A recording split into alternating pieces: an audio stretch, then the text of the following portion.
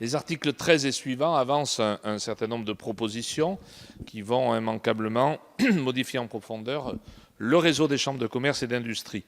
Un réseau qui sera impacté par le renforcement de CCI France, dont le champ d'intervention en matière d'audit sera étendu et qui verra ses prérogatives renforcées.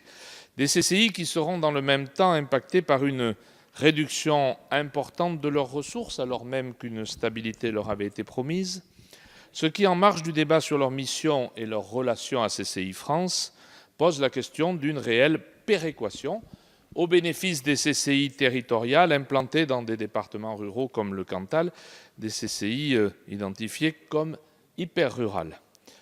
Une péréquation qui doit pouvoir garantir donc le maillage du territoire national.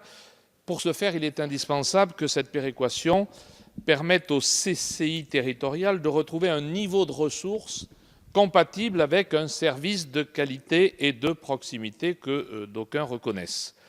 Vous nous avez indiqué, Monsieur le Ministre, avoir reçu avec votre collègue Jacques Mézard les présidents de ces CCI hyper rurales, même si je n'aime pas trop ce terme, et avez pris devant nous l'engagement de répondre à leur situation particulière à la faveur d'une juste péréquation, ce dont je me réjouis, ce dont nous nous réjouissons.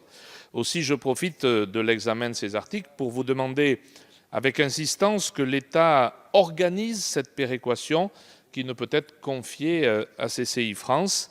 Il en va de l'avenir du réseau et de la pérennité des chambres de commerce et d'industrie dans ces départements.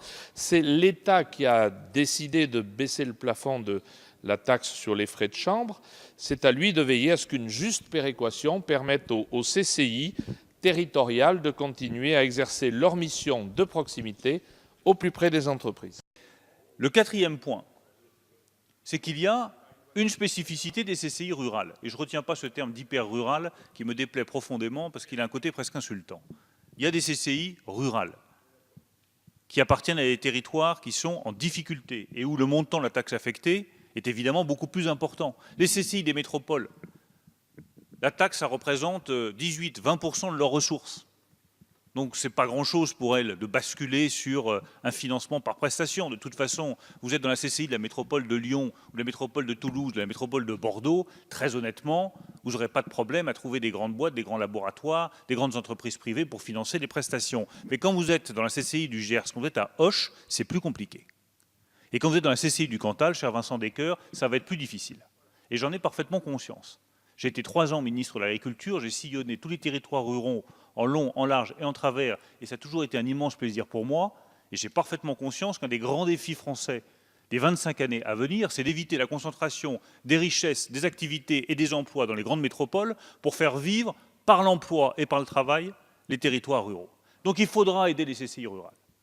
Et si j'ai tenu à les recevoir et à discuter avec elles, c'est que ces CCI rurales, la taxe représente jusqu'à 65% de leurs ressources. Donc elles, quand vous diminuez la taxe, là, c'est une question de survie. C'est une question de survie pour elles. Mais elles sont les premières à vous dire que le système de péréquation actuel ne leur convient absolument pas et qu'il faut inventer un autre système. Donc je vais répondre précisément à Vincent Descoeur.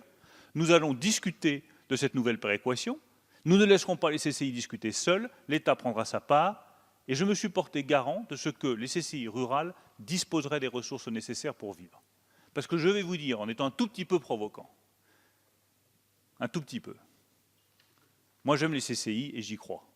Mais au bout du compte, si j'avais à faire un choix, les CCI qui me paraîtraient prioritaires par-dessus tout, si jamais je devais choisir d'en laisser que 15 ouvertes, ben ce serait 15 CCI rurales. J'ai aucun doute là-dessus. Donc vous pouvez compter sur moi, c'est les CCI rurales qui auront la priorité.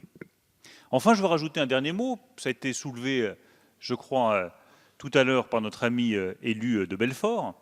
C'est la question des relations avec les CMA. Les CMA tiennent à leur identité. Et je me suis engagé auprès des chambres de métiers pour qu'elles conservent leur identité. Mais très franchement, là aussi, vous êtes tous des élus locaux. Vous connaissez tous la situation aussi bien que moi. Moi, je le vois à Évreux.